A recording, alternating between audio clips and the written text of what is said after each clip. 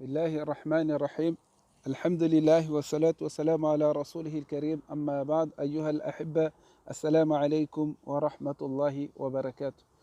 Wa ba'da salam, ahibbati fillah. Aujourd'hui, nous allons toujours continuer sur le Ashara Dhul Hijjah, les 10 jours de Dhul Hijjah.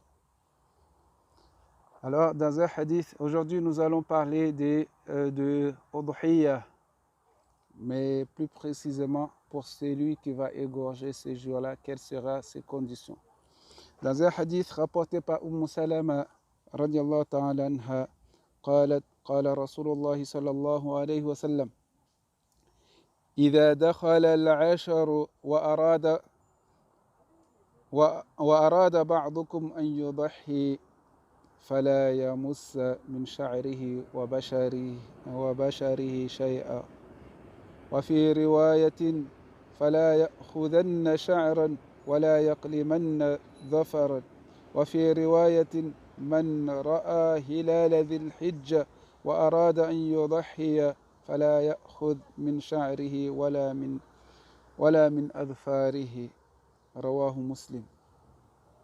Dans ce hadith qui est rapporté par Muslim, qui est rapporté par Salama dans Sahih Muslim, il dit que le messager de Dieu sallallahu alayhi wa sallam, il dit, lorsque les 10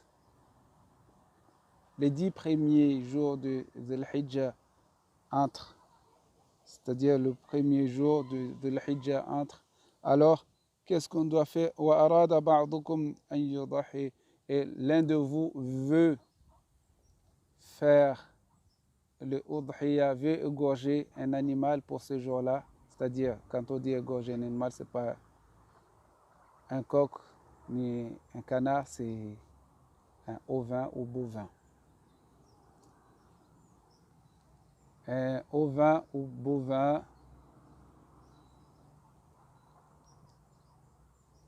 on va dire. Quel animal le plus petit qu'on peut égorger? C'est une chèvre, ou on va dire un brebis, bouc, un brebis ou un bouc qu'on peut égorger ce jour-là. Donc celui qui a l'intention d'égorger un animal pour ce jour-là, qu'il ne met pas quelque chose sur ses cheveux ni sur son corps, c'est-à-dire le parfum. Dans un autre hadith, dans une autre version de hadith, c'est dit qu'il ne coupe pas ses cheveux ni ses ongles. Dans un autre, il dit que celui qui voit le mois de Dhul Hijjah et qui veut faire le udhiyah, qui veut égorger pour le sacrifice, alors qu'est-ce qu'il doit faire? Il doit faire quoi? Il ne doit pas couper ses cheveux ni ses ongles. Ce hadith-là est rapporté par Muslim dans son Sahih. Alors mes frères, mes sœurs de foi et de cœur, la leçon d'aujourd'hui, c'est que lorsque vous voulez faire le udhiyah, mettez-vous bien dans la tête que durant les 10 premiers jours, vous ne coupez pas les ongles ni les cheveux, pour les femmes les ongles. Et aussi, dans une autre version, c'est de mettre quelque chose sur le corps ou la tête.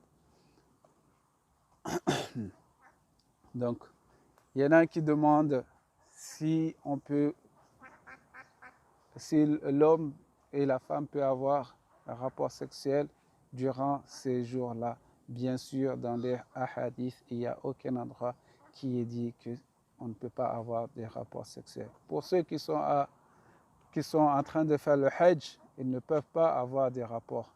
En dehors du hajj, on a le droit. Wa jazakumullah khair.